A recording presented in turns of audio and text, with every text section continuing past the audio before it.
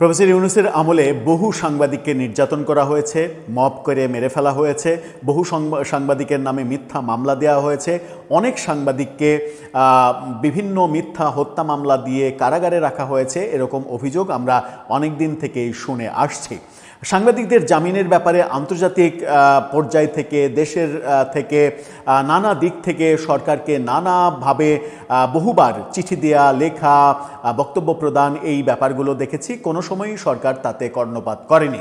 বর্তমান সময়ে একটা রিপোর্ট এসেছে যে গণমাধ্যমের স্বাধীনতার সূচকে বাংলাদেশ ৩ ধাপ পিছিয়ে গেছে। অর্থাৎ বাংলাদেশের যে অবস্থান ছিল সেখান থেকে ৩ ধাপ আরও পিছিয়েছে গণমাধ্যমের স্বাধীনতার সূচকে। অথচ প্রফেসর ইউনূসের মেটিকুলাস প্রেস সচিব তিনি বলেছেন যে বাংলাদেশের ইতিহাসে তো বটেই, ব্রিটিশ ভারতের ইতিহাসে তিনি এবং তার আরেক গুরু আসিফ নজরুল তারা বলেছেন যে ব্রিটিশ ভারতের ইতিহাসেও এরকম স্বাধীনতা কেউ কখনো ভোগ করেনি। কিন্তু সাংবাদিকদের নির্যাতিত হওয়ার বহু চিত্র আমরা প্রফেসর ইউনূসের আমলে দেখেছি। এমনকি মেটিকুলাস উপদেষ্টা মোস্তফা সরওয়ার ফারুকীকে প্রশ্ন করার জন্য ৩ জন সাংবাদিকের চাকরি চলে যেতে দেখেছি। বিভিন্ন টেলিভিশন চ্যানেলে মব করতে দেখেছি।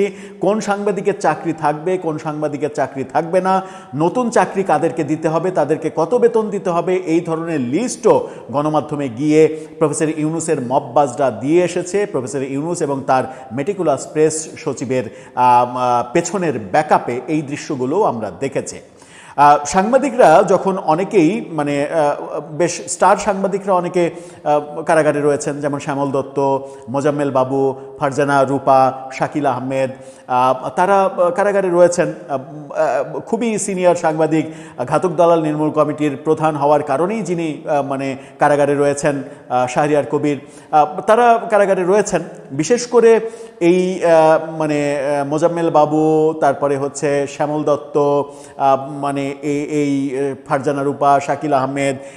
ফারজানা রূপা, শাকিল আহমেদ সব থেকে আগে গ্রেপ্তার হয়েছেন, প্রায় 2 বছর হয়ে গেল তারা কারাগারে রয়েছেন। তাদেরকে জামিন পাওয়ার অধিকার থাকা সত্ত্বেও জামিন দেওয়া হচ্ছে না। এরকম মুহূর্ত যখন আমরা আলোচনা করছি এবং সম্প্রতিও বিভিন্ন আন্তর্জাতিক সাংবাদিক ফোরাম থেকে দাবি করা হচ্ছে সাংবাদিকদের অধিকার নিশ্চিত করতে হবে, তাদের কথা বলার অধিকার দিতে হবে, তাদের জেলে রাখা যাবে না, এই ব্যাপারগুলো হচ্ছে। কিন্তু হঠাৎ করেই গতকালকে আমরা দেখলাম যে বর্তমান মাননীয় প্রধানমন্ত্রীর উপদেষ্টা জাহিদুর রহমান, ডাক্তার জাহিদুর রহমান, তিনি বলছেন যে কোনো সাংবাদিক মানবতা বিরোধী অপরাধ করেছেন। অর্থাৎ কোনো সাংবাদিকের বিরুদ্ধে মানবতা বিরোধী অপরাধের দায় দেয়ার স্কোপ রয়েছে। এখন তার দায়িত্ব বোধহয় বর্তায় যে কোন সাংবাদিক মানবতা বিরোধী অপরাধ করেছে, কোন সাংবাদিক স্পটে গিয়ে কাকে মেরে ফেলেছে, কোন সাংবাদিক শেখ হাসিনার আমলে হাতে বন্দুক নিয়ে রাস্তায় রাস্তায় মানুষ মেরে বেরিয়েছে। এই ব্যাপারগুলোর তথ্য প্রমাণ তার এখন দেয়া বোধহয় উচিত। তিনি যে মন্তব্য করলেন সেই মন্তব্যটা দেশের জন্য খুবই বিপজ্জনক। কারণ সাংবাদিকরা যখন মানবতা বিরোধী অপরাধ করে ফেলবেন তখন তো সাংবাদিকতা পেশায় আগামী প্রজন্ম যেতে ভয় পাবে, বর্তমানে যারা সাংবাদিকতা করছেন তারা ভয় পাবে, এই ব্যাপারগুলো ঘটবে।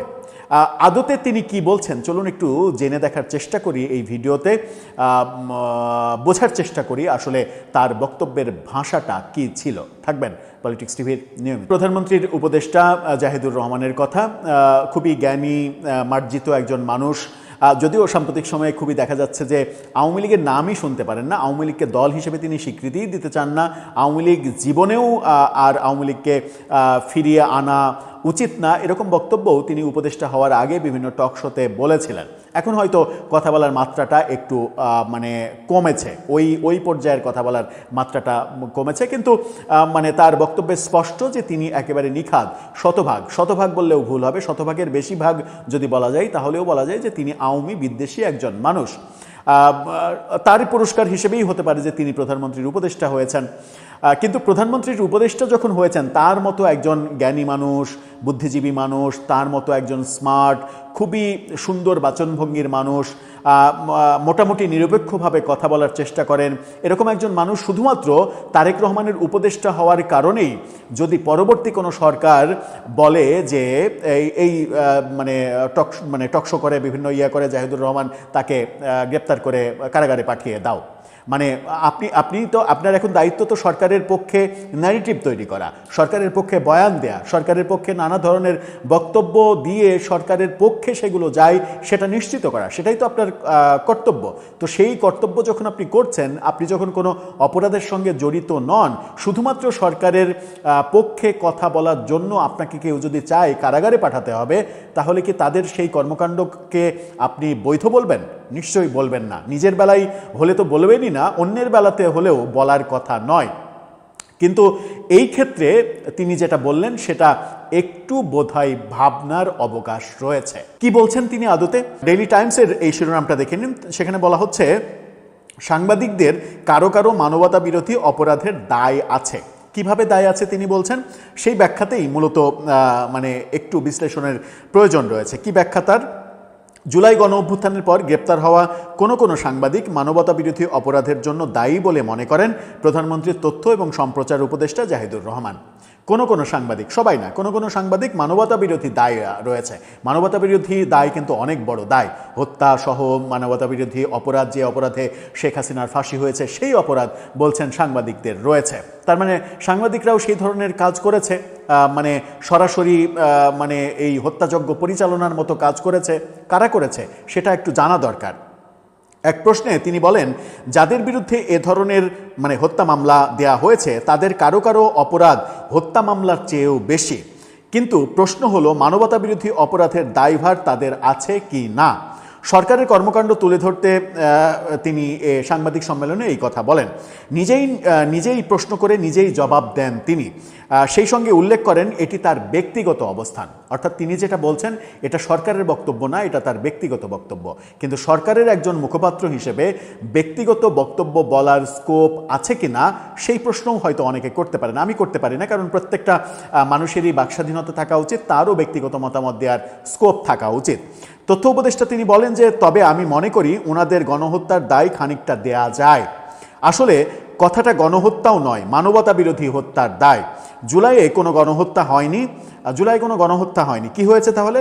কিন্তু মানবতা বিরোধী হত্যাকাণ্ড হয়েছে, যা শেখ হাসিনা অনেক আগে থেকে করে এসেছেন, মানে জুলাইয়ের আগে থেকেই শেখ হাসিনা মানবতা বিরোধী হত্যাকাণ্ড করে এসেছেন, এটাও তিনি বলছেন।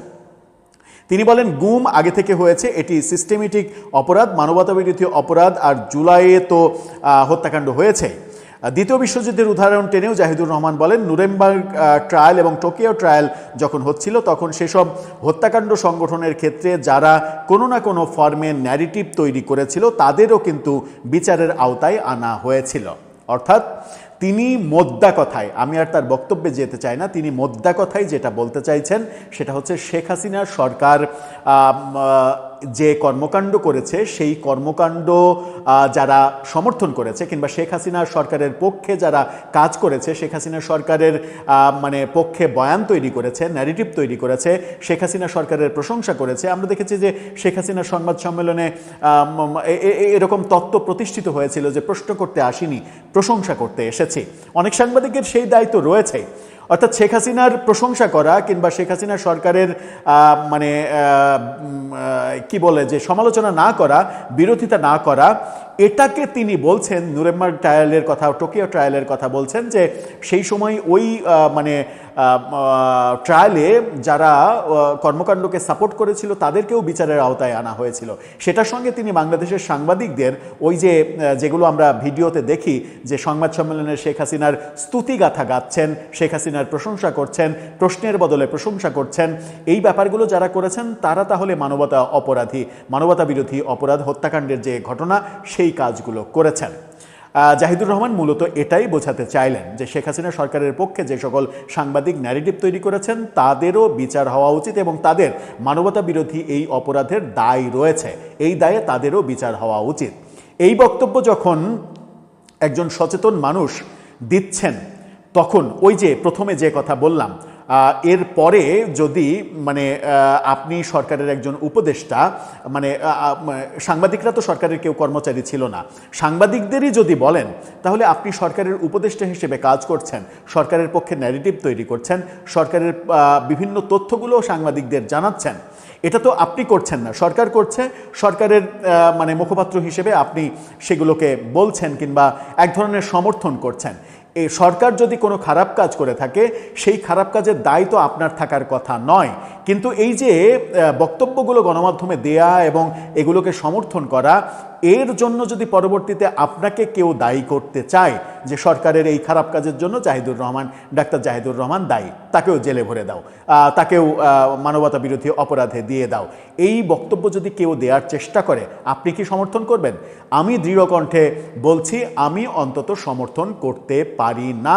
কোনোভাবেই এর দায় আপনার উপরে যায় না। হ্যাঁ, শেখ হাসিনার আমলে অনেক সাংবাদিক শেখ হাসিনার চাটুকারিতা করেছে, শেখ হাসিনার পারপাস সার্ভ করেছে, সেগুলো করেছে। সেগুলো তো মানে মানে ফৌজদারি অপরাধ হওয়ার কথা নয়। অপরাধ সেগুলো হওয়ার কথা যে শেখ হাসিনার আমলে কোনো সাংবাদিক শেখ হাসিনার দুর্নীতির সহায়ক ছিল কিনা, তারা কোনো দুর্নীতি করেছে কিনা, তারা কোনো কি বলবো যে একেবারে যেগুলো অপরাধ, সেই অপরাধগুলো করেছে কিনা, স্পেসিফিকভাবে অপরাধের কোনো পার্টনার ছিল কিনা, সেই অভিযোগ, একেবারে স্পেসিফিক অভিযোগ যদি কারো বিরুদ্ধে থাকে, তাহলে তার আপনি বিচার করেন, সেই বিচারে কোনো যায় আসে না। কিন্তু যদি আপনি বলেন যে মানে যারা ন্যারেটিভ তৈরি করছে কিংবা যারা স্তুতিগাথা গাচ্ছে, যারা প্রশংসা করছে, যারা সরকারের বিরোধিতা করছে না, তাদেরকেও আপনি সরকারের মানে এই অপরাধের ভার দিতে চান, ভাগ দিতে চান এবং তার শাস্তি নিশ্চিত করতে চান, এবং সেটা কোনো ধরনের জামিন না দিয়ে যদি এটা বলতে চান, তাহলে আমার মনে হয় যে বিনীতভাবে বলার স্কোপ আছে কিংবা বলা উচিত যে এই কথাটা আপনি আবার ভেবে নতুন করে বলবেন কিনা। হতে পারে না যে কোনো সময় মানুষ নিজের অজান্তেই সঠিক ব্যাখ্যাটা করতে পারে না কিংবা সঠিক স্পিচটা দিতে পারে না। আমার মনে হয় যে আরেকবার আপনি ভেবে দেখলে, আরও ডিপলি ভেবে দেখলে হয়তো আপনি খুঁজে পাবেন মূল ব্যাপারটা, যে এই ডিসক্রিপশনটা দেয়াটা আপনার ঠিক হলো কিনা। হ্যাঁ, যারা জেলে রয়েছে, ফারজানা রূপা, শাকিল আহমেদ কিংবা মোজাম্মেল বাবু, শ্যামল দত্ত, তারা যদি সরকারের ভেতরে ঢুকে সরকারের কোনো সুযোগ সুবিধা, অবৈধভাবে কোনো সুযোগ সুবিধা গ্রহণ করে থাকে যেটা রাষ্ট্রের ক্ষতি, সুযোগ সুবিধা তো অনেকভাবেই করতে পারে, যে সরকার একটা কাজে সুপারিশ করলো, সেই কাজটা করলো, এগুলো তার অপরাধ হতে পারে না। কিন্তু রাষ্ট্রের ক্ষতি করে যদি কোনো সুযোগ সুবিধা নিয়ে থাকে, কোনো দুর্নীতি করে থাকে, রাষ্ট্রের কোনো ক্ষতি করে থাকে, কাউকে মেরে থাকে, মেরে সরকারের মানে সহায়তায় সেখান থেকে মুক্তি পেয়ে থাকে, সেই ব্যাপারগুলো যদি থাকে, তাহলে তাদের বিচার হোক, এটা পুরো জাতি মেনে নেবে, জাতি কোনোভাবেই এর বিপক্ষে কথা বলবে না। কিন্তু আপনি শেখ হাসিনার চাটুকারিতা করার জন্য, শেখ হাসিনার পক্ষে ন্যারেটিভ তৈরি করার জন্য তাকে ঘৃণা করতে পারেন, তাকে শেখ হাসিনার দোসর বলতে পারেন, তাকে গালাগালি করতে পারেন, তাকে আপনার সরকারের আশেপাশে না রাখতে পারেন, অনেক কিছু করতে পারেন, কিন্তু তাকে শাস্তি দিতে পারেন কিনা, এই প্রশ্নটা আসবেই বোধহয়। কারণ এটা যদি হয়, এটা যদি ট্র্যাডিশন হয়ে যায়, তাহলে ভবিষ্যতে এটা মহামারী আকার